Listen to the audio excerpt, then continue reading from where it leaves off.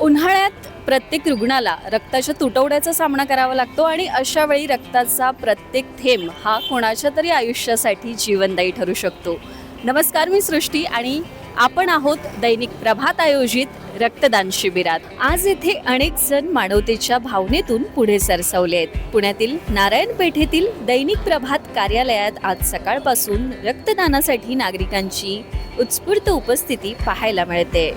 येणाऱ्या प्रत्येक रक्तदात्याची प्रथम नोंदणी केली जाते, त्यानंतर त्यांची प्राथमिक वैद्यकीय तपासणी होते. यानंतर सुरुवात होते इतरांना जीवनदान देणाऱ्या या महान कार्याला अर्थात रक्तदानाला.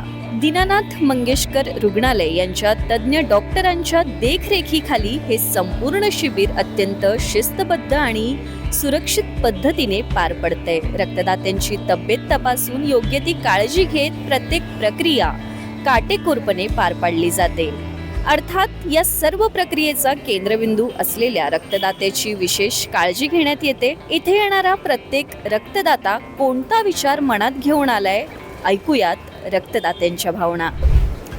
नमस्कार, माझं नाव रिया गुरम.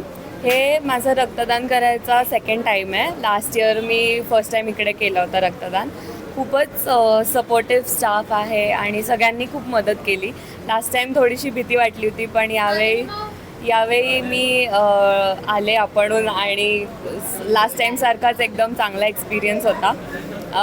मी सगळ्यांना आवर्जून यायला सांगेन इकडे आणि यावेळी जर जमलं नाही तर नेक्स्ट टाईम नक्की या. थँक्यू. नमस्कार, मी योगेश हेंद्रे, माहिती व जनसंपर्क अधिकारी, पुणे महानगरपालिका.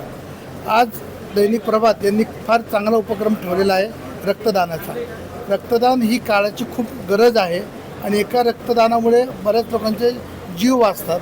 त्यामुळे रक्तदान ही आत्ता फार महत्त्वाची कन्सेप्ट आहे आणि दैनिक प्रभात त्यामध्ये खूप अग्रेसर आहे. ते न चुकता दरवर्षी ते दैनिक रक्तदानाचं एक कॅम्पेन ठेवतात आणि त्याला मी न चुकता दरवर्षी येतो. आणि एक चांगली भावना आहे की रक्तदान हे खूप कलेक्शन होतं आणि ते गरजू व्यक्तींना पोचतं. माझं नाव प्रियंका विश्वास धायबर आहे. मी पहिल्यांदाच ब्लड डोनेट करते. एकंदरीतच कुणी पहिल्यांदाच रक्तदान करते तर कुणी नियमित रक्तदाता म्हणून पुन्हा एकदा समाजासाठी पुढे सरसावलंय. रक्तदानानंतरही दात्यांची योग्य काळजी घेतली जाते. विश्रांती, अल्पोपहार आणि त्यांच्या चेहऱ्यावर समाधानाची एक वेगळीच झलक दिसते. महत्त्वाची गोष्ट म्हणजे हे शिबिर अजूनही सुरू आहे आणि संध्याकाळी 5 वाजेपर्यंत सर्वांसाठी खुलं आहे. जर आपण रक्तदान केलं नसेल तर हीच योग्य वेळ आहे. आपणही पुढे या, कारण आपला छोटासा निर्णय कोणासाठी तरी आयुष्यभराची आशा बनू शकतं. तर चला रक्तदान करूया आणि मानवतेचा हा धागा अधिक मजबूत करूया.